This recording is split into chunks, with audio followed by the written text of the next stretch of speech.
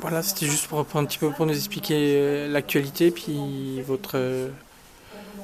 comment, votre ressenti par rapport à cette vidéo qui vient d'arriver. Ben, c'est c'est quelque chose un peu inattendu quand même parce que c'est Abou Zaïd lui-même qui répond. C'est une première fois. Il donne quand même le fait que les otages, au moment où il parle, sont en vie et vont bien. Et pour nous, c'est quand même un signe d'ouverture de négociation, en tous les cas, que c'est possible d'être en contact avec eux et de pouvoir discuter. Enfin, en tous les cas, on s'accroche à cet espoir-là. Et C'est une première. bah oui, c'est une première. Donc c'est pour ça que c'est important. Et, ça redonne espoir, ça continue, ça contribue à garder espoir et peut-être là vraiment l'espoir d'une libération proche. Vous vous dites du coup que l'initiative de faire une vidéo, l'initiative qu'a pris votre fils était effectivement une bonne chose et que c'est ce qui permet aujourd'hui de... Je ne sais pas, on ne le saura jamais, mais si ça pue, si ça peut, de toute façon, nous, c'est la seule chose qu'on peut faire.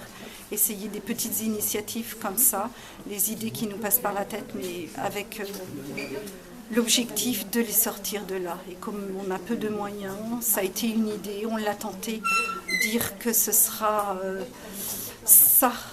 Grâce à ça, c'est non, peut-être prétentieux, mais en tous les cas, ce qui est fait est fait. Et puis, on espère en tous les cas. C'est d'espérer, continuer à espérer. Ça nous permet de continuer à espérer, d'œuvrer pour leur libération. C'est une manière d'agir pour eux. Quelles sont les prochaines étapes pour vous? Pour l'instant, je n'y ai encore pas pensé. Donc, Il n'y a pas d'initiatives qui sont prêtes ou... non, là pour l'instant il y a toutes les initiatives mises en place dans le temps comme les rassemblements. Après on est un peu au coup par coup, on subit aussi les événements comme l'arrivée de cette vidéo qui est surprenante et qui nous redonne espoir quand même. À chaque fois qu'on a un peu de nouvelles, là c'est des nouvelles indirectes, on ne les a pas directement, mais n'empêche qu'elles sont données là par Abou Zaïd lui-même. Et ça c'est une première.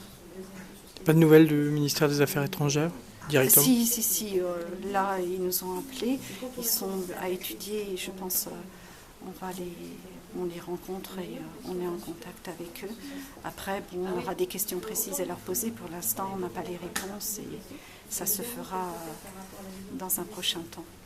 C'est une période particulièrement sans doute difficile pour vous puisque ce sont les fêtes de fin d'année et vous dites quoi? Vous dites là que c'est... Ah bah pour nous, c'était le troisième Noël sans nos proches. Et ça, c'est très difficile. Le premier, ça passe. Le deuxième, c'est un peu plus compliqué. Le troisième, c'est insupportable.